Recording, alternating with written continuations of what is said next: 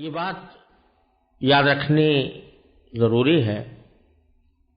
کہ حضور اقدس نبی کریم سرور دو عالم صلی اللہ علیہ وسلم سے پہلے جتنے انبیاء کرام علیہم السلام تشریف لائے،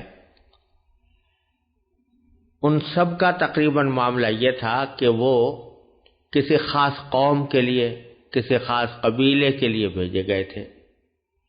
اور ان کی رسالت کا دائرہ کار کسی خاص زمانے کی حد تک محدود تھا۔ لہذا ان پر جو کتابیں یا صحیفے نازل ہوئے وہ خود انہی کے عہد مبارک کے لیے تھے، اور اس کے بعد ان کے احکام دوسری امتوں پر نافذ العمل نہیں رہنے تھے۔ اس لیے اللہ تبارک و تعالیٰ نے ان کتابوں کی یا صحیفوں کی مکمل حفاظت کا کوئی خدائی انتظام نہیں فرمایا۔ چنانچہ وہ کتابیں جس طرح نازل ہوئی تھیں، یہ نہیں کہا جا سکتا کہ وہ بعین ہی اسی شکل میں محفوظ ہیں یا محفوظ رہیں گی۔ ان میں بہت سی تحریفات ہوتی رہی ہیں، بہت سی تبدیلیاں ہوتی رہی ہیں، تغیرات آتے رہے ہیں، اور اب ہم نہیں کہہ سکتے کہ جو چیز آج تورات کے نام سے ہمارے سامنے پیش کی جاتی ہے، یا زبور کے نام سے پیش کی جاتی ہے، یا انجیل کے نام سے پیش کی جاتی ہے، وہ لفظ بلفظ بعین ہی وہی کتابیں ہیں جو ان حضرات انبیاء کرام علیہم السلام کے اوپر نازل ہوئی تھیں۔ لیکن حضور اقدس نبی کریم خاتم النبیین صلی اللہ علیہ وسلم کو اللہ تبارک و تعالی نے کسی ایک قوم، کسی ایک قبیلے، کسی ایک زمانے کے لیے رسول نہیں بنایا، بلکہ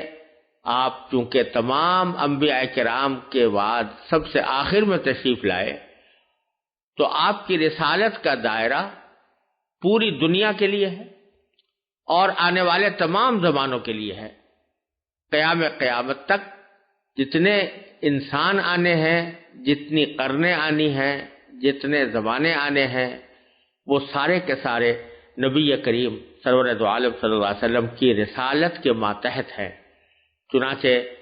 اس بات کو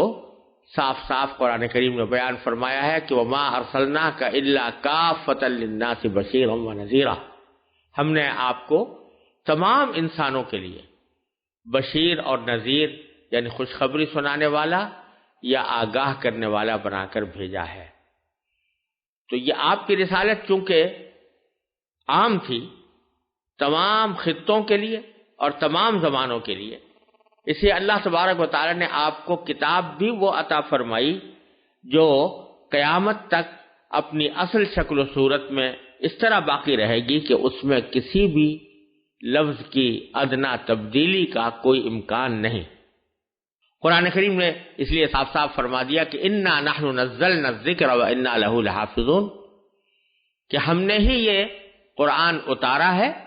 اور ہم ہی اس کی حفاظت کریں گے۔ اب اللہ تعالیٰ نے اس کی حفاظت کا ذمہ لیا تو اس کو مختلف طریقوں سے اللہ تبارک و تعالیٰ نے اس کا انتظام فرمایا۔ ایک تو میں نے عرض کیا کہ تحریری شکل میں جو کچھ کارروائیاں کی گئیں ان کی ابتدا نبی کریم صلی اللہ علیہ وسلم کے عہد مبارک سے ہوئی۔ صدیق اکبر کے زمانے میں ایک مکمل نسخہ تیار ہوا، حضرت عثمان نے 7 نسخے اس کے ساری دنیا میں بھیجے، لیکن جیسا میں نے پہلے عرض کیا کہ اصل حفاظت لوگوں کے حافظوں کے ذریعے اس طرح کی جا رہی تھی کہ بے شمار حفاظ حضور اقدس صلی اللہ علیہ وسلم کے عہد مبارک میں بھی اور پھر خلفائے راشدین کے زمانے میں بھی موجود رہے، اور یہ مسلمانوں کا ایک بہت محترم علم ہو گیا کہ وہ اپنے بچوں کو قرآن کریم حفظ کرائیں۔ چنانچہ کوئی زمانہ ایسا خالی نہیں رہا جس میں قرآن کریم کو یاد رکھنے والے لاکھوں کی تعداد میں موجود نہ ہوں۔ اور الحمدللہ یہ بات پورے دعوے کے ساتھ کہی جا سکتی ہے کہ اگر بالفرض خدا نہ خواستہ دشمنان اسلام قرآن کریم کے لکھے ہوئے نسخے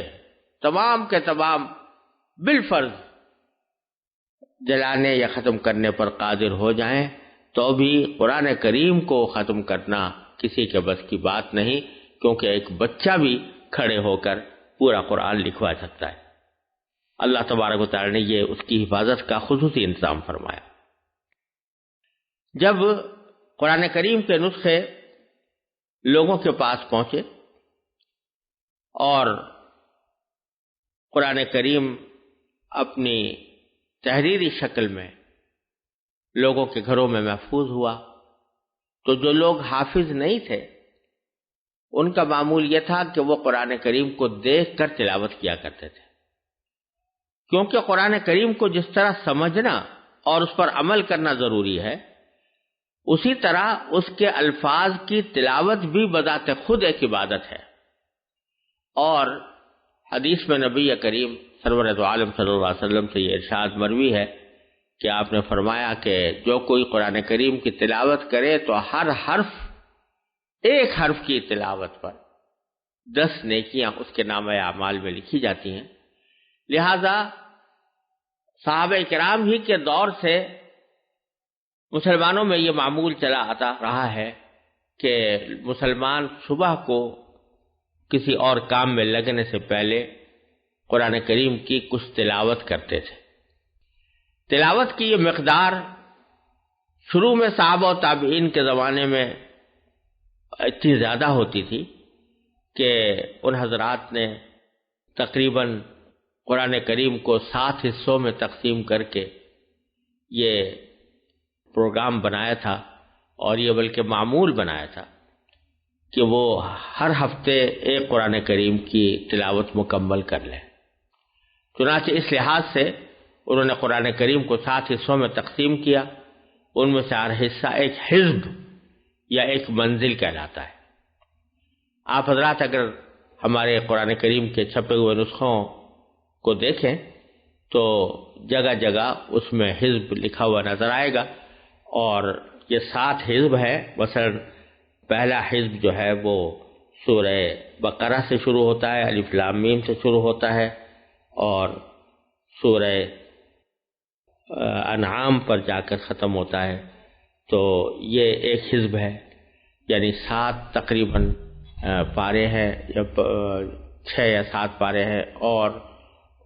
اس طرح 7 احزاب یعنی 7 حزب پڑھ لینے سے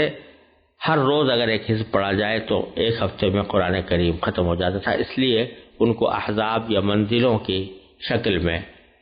تعبیر کیا گیا، اور قرآن کریم کے مختلف نسخوں میں یہ اسی طرح لکھا ہوا بھی موجود ہے۔ ایک اور تقسیم قرآن کریم کی اس طرح ہوئی کہ اس کو 30 حصوں میں تقسیم کیا گیا، اور ہر حصے کو ایک جز یا ایک پارہ کہا جاتا ہے۔ یہ کام کس زمانے میں ہوا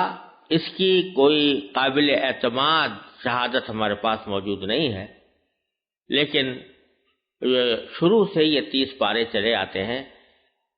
لوگوں کا خیال ہے کہ شاید جب حضرت عثمان رضی اللہ تعالیٰ عنہ نے قرآن کریم کے نسخے تیار کرا کر مختلف جگہوں پر بھیجے تو شاید انہوں نے تحریر کی سہولت کے لیے اس کو 30 حصوں میں تقسیم کر دیا ہو، اور ہر پارہ ایک جز قرار پایا ہو۔ شاید اس وقت سے یہ اب 30 پارے چلے آتے ہو، لیکن کوئی بہت زیادہ مستند اور قابل اعتماد شہادت یہ نہیں ہے کہ یہ کب سے ہوا۔ یہ بات یاد رکھنی چاہیے کہ یہ پارے جو ہیں یہ کسی مضمون کے حساب سے نہیں بنائے گئے، بلکہ بعض اوقات ایسا ہوتا ہے کہ انتہائی ادھوری بات پر پارہ ختم ہو جاتا ہے اور نیا پارہ شروع ہو جاتا ہے۔ ایک بات کا ایک حصہ پچھلے پارے میں ہے اور دوسرا حصہ دوسرے پارے میں ہے، جیسے کہ مثلا سبحان الذی اسریٰ والا پارہ جو ہے وہ حضرت موسیٰ اور حضرت خضر علیہ السلام کے واقعے کے سلسلے میں ایک واقعہ بیان کیا گیا ہے، اور وہ ابھی واقعہ ادھورا ہی تھا کہ اسی میں دوسرا پارہ قال لم اقل لک شروع ہو گیا۔ تو اس طرح بھی بعض پارے شروع ہوئے ہیں، لہذا یہ تقسیم معنی کے اعتبار سے نہیں ہے، مضمون کے اعتبار سے نہیں ہے، بلکہ یہ 30 مساوی حصے بنا دیے گئے ہیں۔ اور بعض علماء کرام نے یہ بات فرمائی ہے، اور قرین قیاس بھی ہے، کہ شاید مکتبوں میں بچوں کو قرآن کریم پڑھانے کے لیے یہ تقسیم کی گئی تھی، تاکہ وہ تھوڑے تھوڑے وقفے سے ایک مساوی مقدار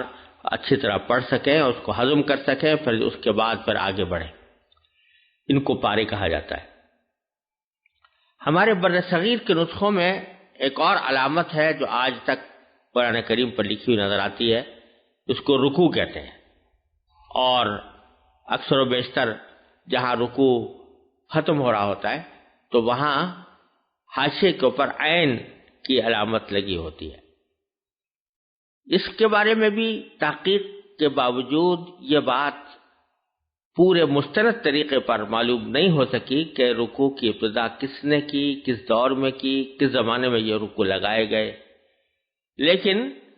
یہ بات تقریباً یقینی ہے کہ اس علامت کا مقصد یہ ہے کہ آیات کی ایسی متوسط مقدار متعین کر دی جائے جو ایک رکعت پہ پڑھی جا سکے، اس لیے اس کو رکوع کہتے ہیں، اور اس جگہ جا کر رکوع کیا جاتا ہے۔ اور بعض حضرات نے حساب لگا کر بتایا ہے کہ اگر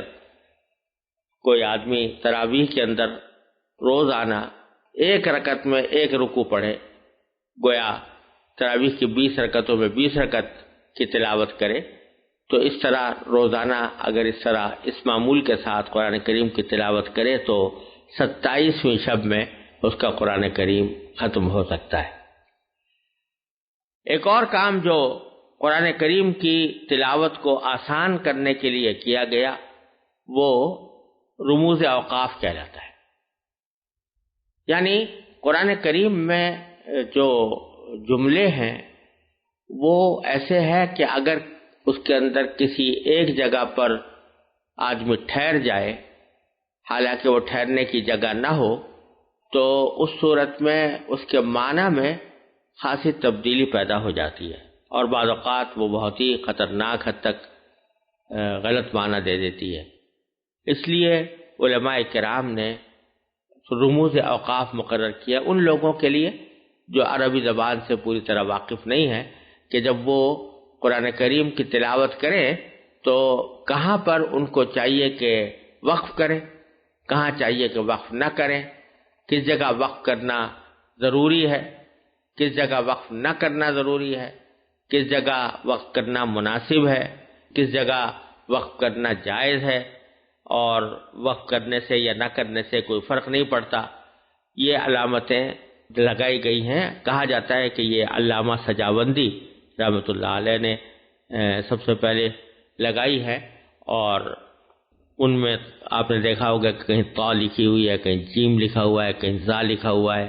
کہیں صاد لکھا ہوا ہے، کہیں میم لکھا ہوا ہے، کہیں لا لکھا ہوا ہے۔ تو یہ مختلف علامتیں ہیں۔ جہاں طا ہے تو یہ وقف مطلق کہلاتا ہے، اس کا مطلب یہ ہے کہ یہاں بات پوری ہو گئی ہے، اس لیے یہاں وقف کر لینا بہتر ہے۔ جہاں جیم لکھا ہوا ہے یہ وقف جائز کا مخفف ہے، اس کا مطلب یہ ہے کہ یہاں وقف کرنا جائز ہے، یعنی اگر نہ کریں تو بھی درست ہے اور اگر کر لیں تو بھی جائز ہے۔ جہاں زا لکھا ہوا ہے یہ وقف مجوز کا مخفف ہے، جس کا مطلب یہ ہے کہ وقف کرنا درست تو ہے لیکن بہتر یہ ہے کہ وقف نہ کیا جائے۔ مطلب یہ ہے کہ وقف کرنا اگر کوئی کرے تو معنی میں کوئی خاص تبدیلی واقع نہیں ہوگی، لیکن جو کلام کی سلاست کے لحاظ سے بہتر یہ ہے کہ وقف نہ کیا جائے۔ جہاں صاد لکھا ہے تو یہ وقف مرخص کا مخفف ہے، اور اس کا مطلب یہ ہے کہ اس جگہ بات تو پوری نہیں ہوئی لیکن جملہ چونکہ لمبا ہو گیا ہے اس لیے سانس لینے کی خاطر دوسرے مقامات کے بجائے یہاں وقف کرنا چاہیے۔ کہیں میم لکھا ہوتا ہے تو یہ وقف لازم کا مخفف ہے، اس کا مطلب یہ ہے کہ اگر یہاں وقف نہ کیا جائے تو آیت کے معنی میں بڑی فحش غلطی کا امکان ہے، لہذا یہاں وقف کرنا زیادہ بہتر ہے۔ بعض حضرات اسے وقف واجب بھی کہتے ہیں، لیکن اس سے مراد یہ نہیں ہے کہ اس کے وقف نہ کرنے سے گناہ ہوگا، بلکہ مقصد صرف یہ ہے کہ تمام اوقاف میں اس جگہ وقف کرنا سب سے زیادہ بہتر ہے، کیونکہ وقف نہ کرنے سے معنی میں غلطی پیدا ہونے کا امکان ہے۔ بعض جگہ لا لکھا ہوتا ہے، یہ لا تقف کا مخفف ہے، اس کا مطلب یہ ہے کہ یہاں نہ ٹھہرو۔ لیکن اس کا منصب یہ نہیں ہے کہ اگر یہاں وقف کر دیا جائے تو کوئی گناہ ہو جائے گا یا یہاں وقف کرنا ناجائز ہے، بلکہ بہت سے مقامات ایسے ہیں جہاں وقف کرنے میں کوئی حرج نہیں، اور اس کے بعد والے لفظ سے ابتدا کرنا بھی جائز ہے۔ لہذا اس کا صحیح مطلب یہ ہے کہ یہاں وقف کیا جائے تو بہتر ہے کہ اسے دوبارہ لوٹا کر پڑھا جائے، اگلے لفظ سے ابتدا کرنا اچھا نہیں۔ بعض جگہ میم اور عین لکھا ہوتا ہے مع، یہ معانقے کا مخفف ہے، اور یہ علامت اس جگہ لکھی جاتی ہے جہاں ایک ہی آیت کے دو مطلب ہو سکتے ہوں۔ ایک مطلب کے مطابق وقف ایک جگہ ہوگا اور دوسرے مطلب کے مطابق دوسری جگہ، لہذا ان میں سے کسی ایک جگہ وقف کرنا چاہیے، اور ایک جگہ وقف کرنے کے بعد پھر دوسری جگہ وقف کرنا اچھا نہیں۔ مثلا ذالک مثلہم فی التوراۃ ومثلہم فی الانجیل، اگر کسی شخص نے توراۃ پر وقف کیا ہے تو الانجیل پر وقف درست نہیں، اور اگر الانجیل پر وقف کرنا ہے تو التوراۃ پر وقف درست نہیں۔ ہاں دونوں جگہ وقف نہ کریں تو یہ درست ہے۔ اس کا ایک نام مقابلہ بھی ہے، اور اس کی سب سے پہلے نشاندہی امام ابو الفضل رازی رحمۃ اللہ علیہ نے فرمائی ہے۔ بعض جگہ سکتہ لکھا ہوتا ہے، یہ سکتہ علامت ہے، اور اس کا مقصد یہ ہے کہ اس جگہ رکنا چاہیے لیکن اس طرح کہ سانس نہ ٹوٹے۔ یہاں عموماً یہ علامت اس جگہ لگائی جاتی ہے کہ جہاں اگر سانس توڑ دیا جائے اور سانس بھی ملا یا سانس نہ توڑا جائے، ملا کر پڑھا جائے تو معنی میں غلط فہمی پیدا ہونے کا اندیشہ ہے۔ اور جہاں وقفہ لکھا ہوتا ہے وہ سکتے سے زیادہ لمبا سانس روکنے کی وہاں ضرورت محسوس ہوتی ہے، اس لیے وقفہ لکھا ہوتا ہے۔ یہ ہیں چند اہم رموز اوقاف جو قرآن کریم کے نسخوں میں پائے جاتے ہیں، اور خاص طور سے ان نسخوں میں جو ہمارے بر صغیر میں پاکستان، ہندوستان وغیرہ میں رائج ہیں۔ ان کا سمجھ لینا قرآن کریم کی صحیح تلاوت میں مددگار ہو۔